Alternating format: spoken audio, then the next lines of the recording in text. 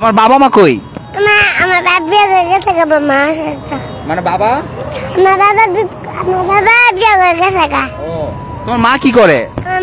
আমার মা আছে তো। তাকাও। মা আছে। কে মারছে তোমারে? একটু বেড়া। আচ্ছা আচ্ছা, কিসের জন্য মারছে ভাইয়া? এটা কোনো দোকানে? তারপর লাই না। রাখে না না। অনেক বড় টাকা, আমি 10 টাকা দাও। কি? আমাকে 10 টাকা দাও। এগুলা কি টাকা? বড় টাকা। 10 টাকাতে তুমি কি করবা? বাকি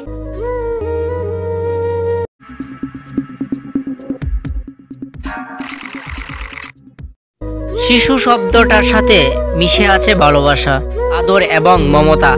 কিন্তু শিশুদের যখন পথ শিশু টোকাই, রাস্তার ছেলে ইত্যাদি নামে ডাকা হয়, তখন বুকে লাগে, কেন একটা শিশুকে পথ শিশু বলবো? সে রাস্তায় থাকে এজন্য? তাদের আবার প্রশ্ন করছি, কেন একটা শিশু রাস্তায় থাকে? জানি এর কেন গ্রহণযোগ্য উত্তর নেই। এরপরও আমাদের দেশে পথ শিশু সংখ্যা দিন দিন বাড়ছে। আসলে এর মূল রয়েছে আতঙ্কতা ও দারিদ্র্য, শিক্ষা ও সচেতন অভাব।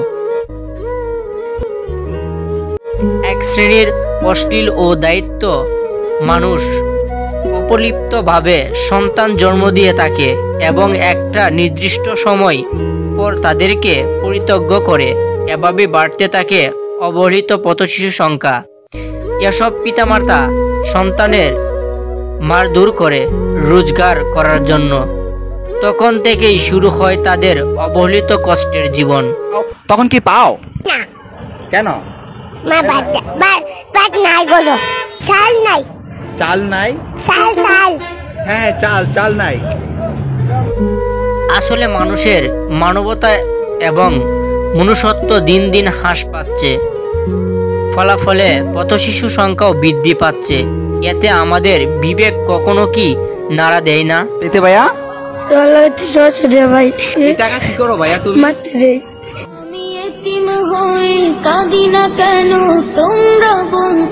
আজ যেই ছোট ছোট বাচ্চারা রাস্তায় পত্রিকা বিক্রি করে, ফুল বিক্রি করে, কিংবা কিছু খাবে বলে টাকা চাই, তাদের ভবিষ্যৎ কি?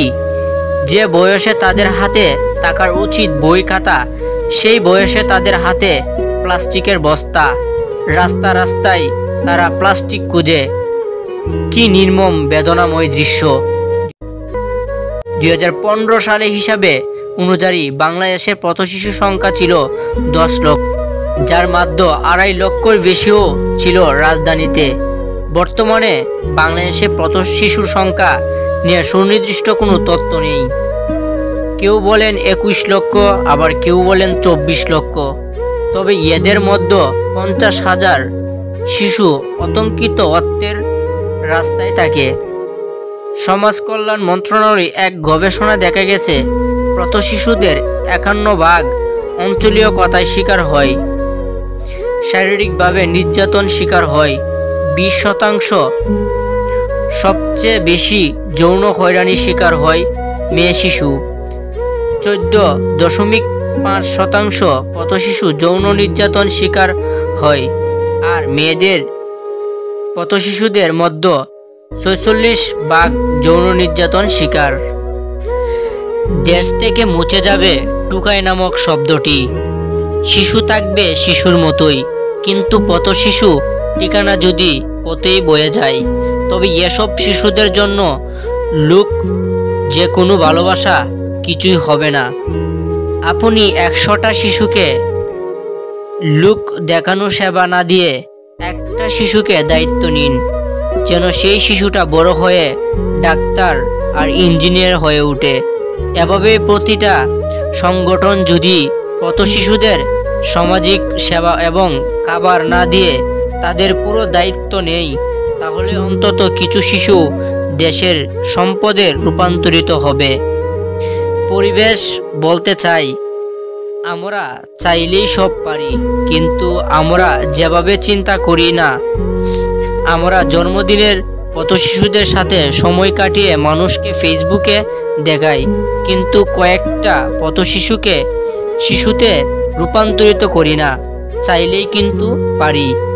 তাই আসুন লুকানো ভালোবাসা ছেড়ে এসব শিশুদের ভবিষ্যৎ নিয়ে ভাবি সবাই একসাথে। তাইলে বন্ধুরা, আজকের ভিডিওটি এই পর্যন্তই। আর ভিডিওটি যদি ভালো লেগে থাকে তাহলে আমাদের চ্যানেলটিকে সাবস্ক্রাইব করে আমাদের পাশেই থাকবেন, এরকম আরও নিত্য নতুন ভিডিও পাওয়ার জন্য সবার আগে।